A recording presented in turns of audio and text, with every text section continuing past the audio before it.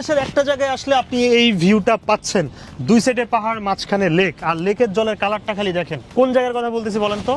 বাংলাদেশের রাঙ্গামাটির কাপ্তাই লেক।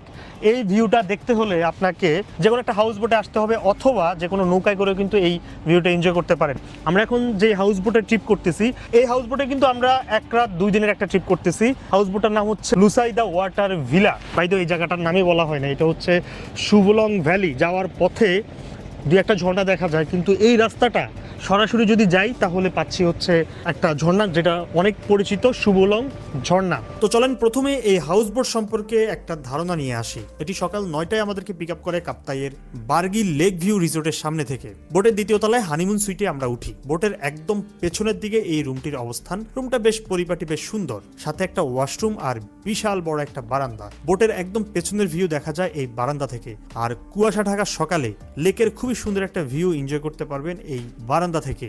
আর এই বোটের সবচেয়ে এক্সপেন্সিভ রুম কিন্তু এটাই। কত খরচ হবে সেটা একটু পরে বলবো। বোটটির নিচে গেলে প্রিমিয়াম ক্যাটাগরি 6টা রুম পাচ্ছেন।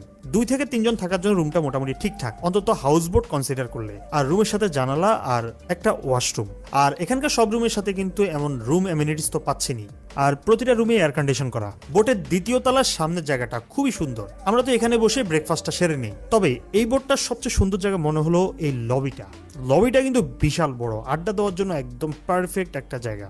আর এটা হচ্ছে তাদের ডাইনিং রুম, যেটা বোটের একদম মাঝামাঝি জায়গায়। আর নিচের তলায় এটা হচ্ছে রিসেপশন। বোটের একদম পেছনের সাইডে নিচের তলায় হচ্ছে কিচেন রুম।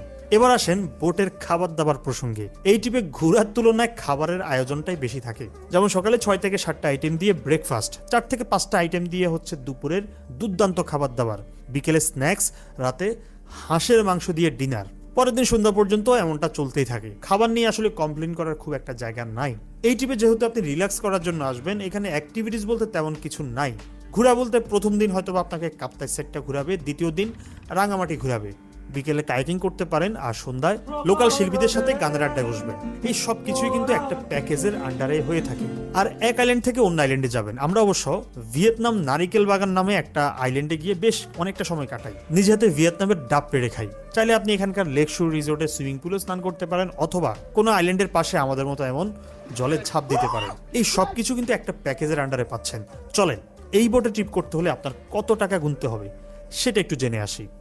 আমাদের 2 ক্যাটাগরির রুম আছে। একটা হচ্ছে আমাদের প্রিমিয়াম সুইট রুম, আর একটা হচ্ছে হানিমুন সুইট রুম। আচ্ছা, আপনারা যেটাতে আছেন এটা হচ্ছে হানিমুন সুইট রুম। এটাতে যদি 2 জন থাকে তাহলে জন প্রতি হচ্ছে 9,000 টাকা করে, 2 জনের 18,000 টাকা।